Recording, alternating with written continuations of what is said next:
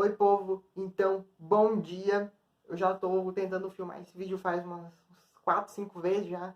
Vamos de volta. Eu nunca achei que um vídeo daria tanto trabalho pra fazer. Então, já curte, já comenta, já compartilha. Tu nem sabe o que é o vídeo, mas tu já faz isso só pelo trabalho que eu tive. Eu já tô, acho que desde as 7 e pouquinho da manhã, tentando fazer. Já são 11h27. Eu queria lançar esse vídeo meio-dia, mas não vai dar pra lançar meio-dia. Tenho certeza disso. Porque agora eu vou, depois disso, vou fazer outras coisas. Então, não vai dar. Infelizmente, não sei quando você tá vendo esse vídeo, qual é o horário que vai estar vendo esse vídeo. Então, mas bora lá e vamos lá. Né? Então, o que eu vou trazer hoje, afinal, Lucas? O que você tá tão indignado? Como eu disse, já havia prometido, mais ou menos assim, né? Que eu ia no final de semana, principalmente sábado, pra gente fechar a semana, né? Porque domingo começa a semana. Então, pra gente fechar toda essa semana, eu ia trazer um compilado aí dos acontecimentos, dos principais acontecimentos da semana, no setor político, econômico. E faltou o setor de educação, tá? Mas eu já vou dar uma dica pra vocês, segurei. Então, econômico, sobre o Covid, né? Eu acho que eu vou trazer informações aqui bem importantes e relevantes sobre o Covid. Outras informações também que é uma notícia boa, porque quando eu via jornais, eu sempre faltava essa notícia, sabe? Uma notícia boa pra, sabe? Acalentar o peito, sabe? E uma notícia engraçada pra gente dar uma risadinha depois que a gente vê tanta notícia assim carregada. Então eu acho bacana, eu acho legal. E é isso mesmo, vamos lá, porque eu já tô aqui, ó, chu, entendeu? Tô chu. Hoje eu tô chu.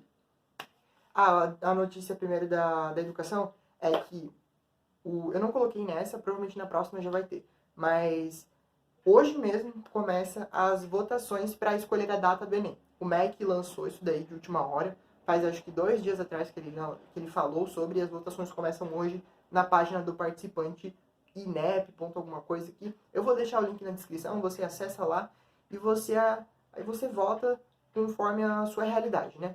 Mas eu acho muito válido você primeiro ver as datas e se inteirar sobre os pontos positivos e negativos. Para isso, eu vou deixar um link aqui na descrição também, ou no card, tá?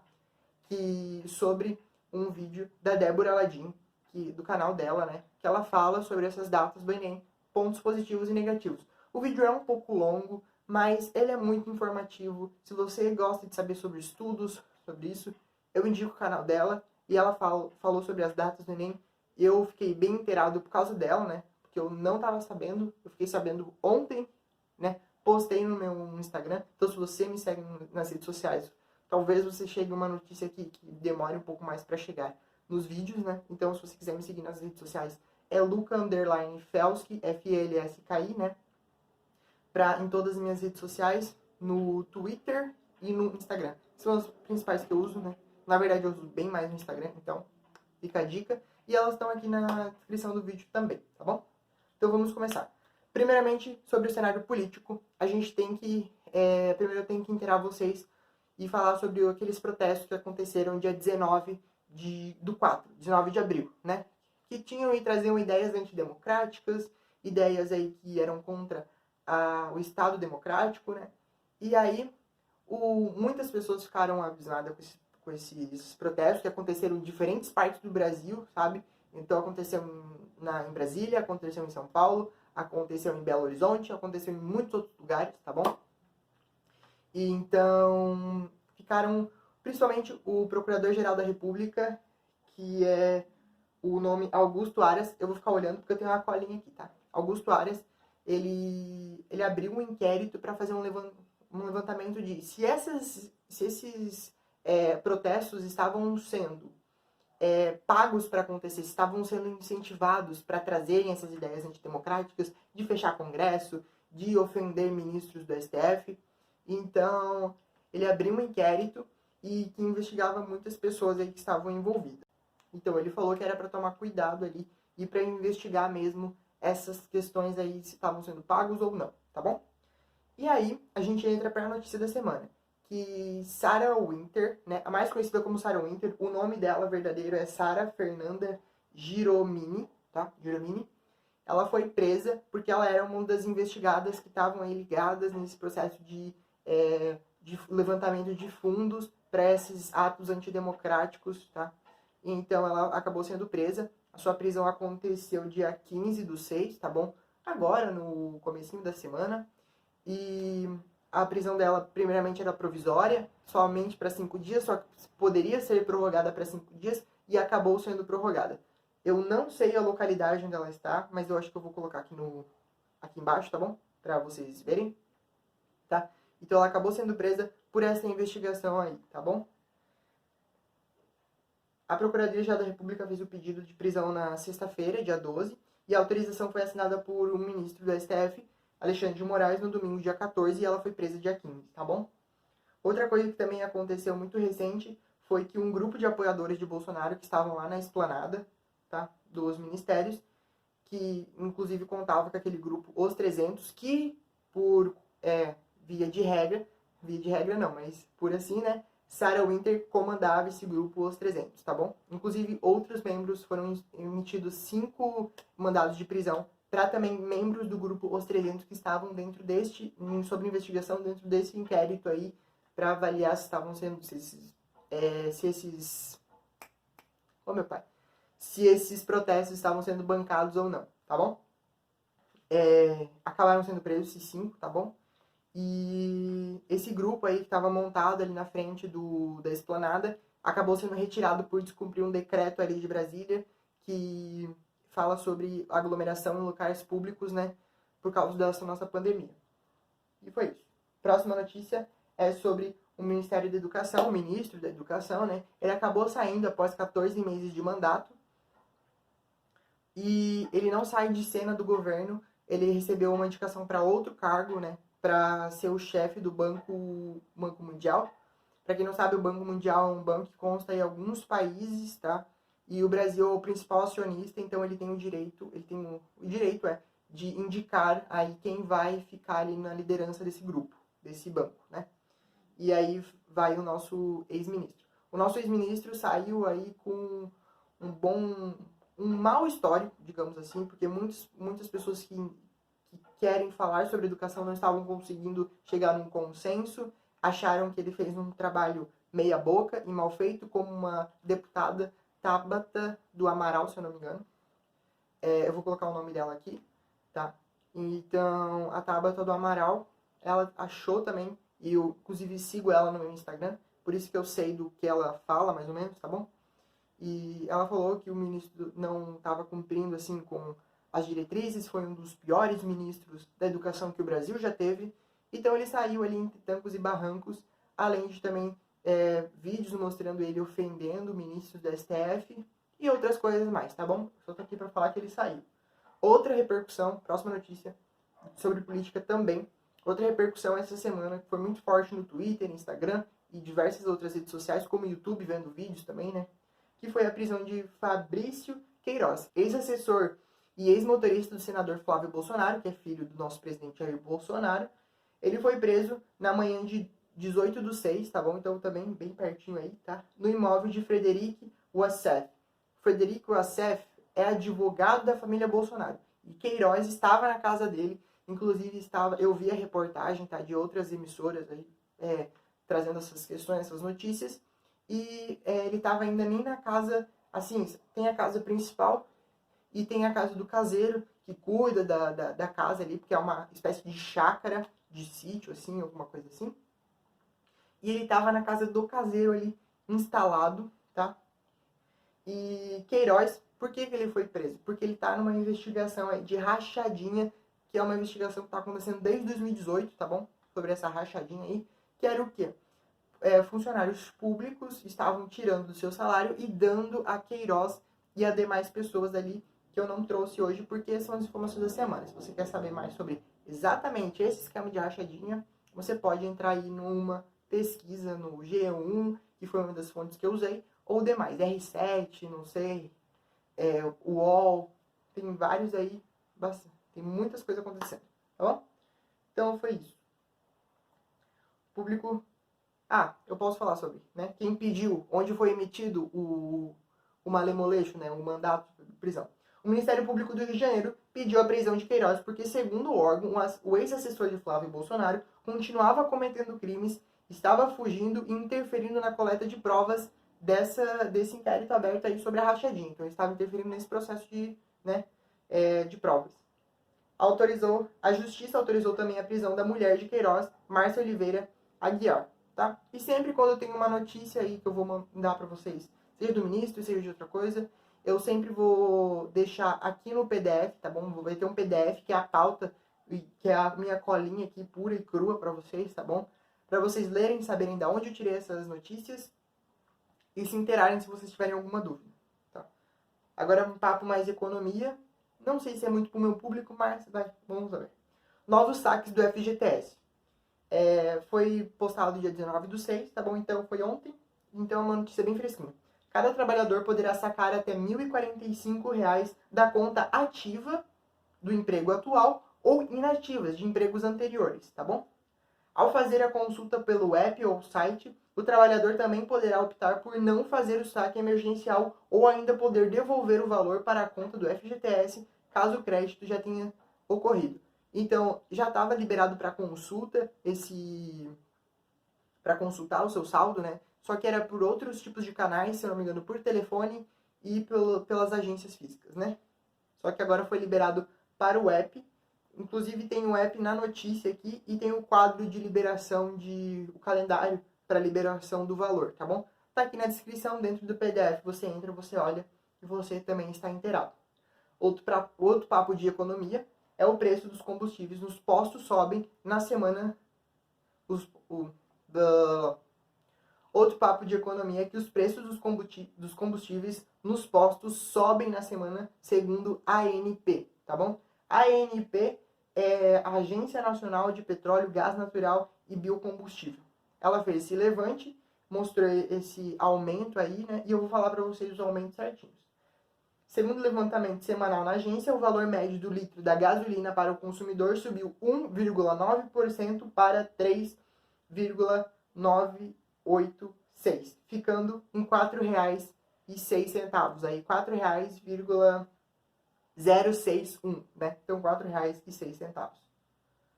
O preço de litro de diesel avançou 0,1% no período para 3,048, né? Ficando aí na casa dos R$ 3, tá bom? Eu não sei por que eles colocam... Gente, eu não sou formado em jornalista, então eu não sei...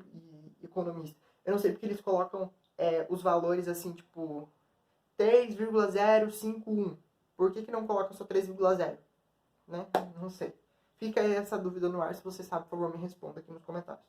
Já o litro de etanol teve alta de 2,7% para 2,68. 68 e 1, desculpa, né? Ficando aí entre 2,75 mais ou menos, tá bom? Outra coisa também sobre esses combustíveis, o petróleo fechou em alta, tá? Essa semana. O petróleo fechou em alta na sexta-feira de 19, ontem, e terminou a semana com ganhos de quase 10%, né? Chegando a 9 e pouquinho ali por aí. Com expectativas positivas sobre um reequilíbrio entre oferta e demanda. Barril custando cerca de $42,19. Dó é bom, né? Então, só que o petróleo teve essa alta porque a gente está em um momento de pandemia, a gente não está saindo muito de casa, então o petróleo tinha baixado, né? O preço estava muito baixo. Eu lembro do meu tio até comentando sobre o preço do petróleo está muito baixo e ele está acabando entrando em alta. Sempre quando eu falo uma notícia, se você tem alguma dúvida e quer saber mais um pouquinho, link aqui na descrição do vídeo para o PDF, você abre, você olha, você tem ali da onde eu tirei a pesquisa e você consegue olhar com mais atenção, com mais carinho. Eu quero que seja um vídeo sempre meio curto, assim, apesar de já ter sido longo, né? Quero que sempre seja um vídeo meio curto para que as pessoas vejam isso, tá bom? Outra coisa que eu vou falar é a cotação do dólar de hoje, tá 5,31, tá bom? Outra coisa, agora Covid. Especialistas dos Estados Unidos identificam a alteração no Covid-19. Né? Ocorreu uma mutação no vídeo batizada de D614G, aumenta o número de espinhos na coroa do vírus, né? No coronavírus. E a proteína S, que forma a coroa, dando ao vírus sua forma única. Estes espinhos permitem o vírus a se conectar às glândulas mucosas e infectá-las para começar sua duplicação. Ou seja, a fixação desse vírus é maior. Segundo especialistas do Script Rushers, O estudo pode explicar por que surtos iniciais em algumas partes do mundo não sobrecarregaram os sistemas de saúde tanto quanto os de Nova York e da Itália. Ou seja, porque existem mutações desse vírus. Então, o vírus que foi para um lugar não é o mesmo que está em outro. Inclusive, já foi... eu lembro da pesquisa que apareceu algum tempo atrás, que o vírus já sofreu uma mutação aqui no Brasil. Eu não sei qual é, eu não estou inteirado, eu só lembro dessa informação, tá bom? Para os cientistas, ainda não é possível saber se esta pequena mutação na coroa do vírus consegue afetar a gravidade dos sintomas das pessoas infectadas ou aumenta a mortalidade, ou seja, o nível de morte, né? Mortalidade.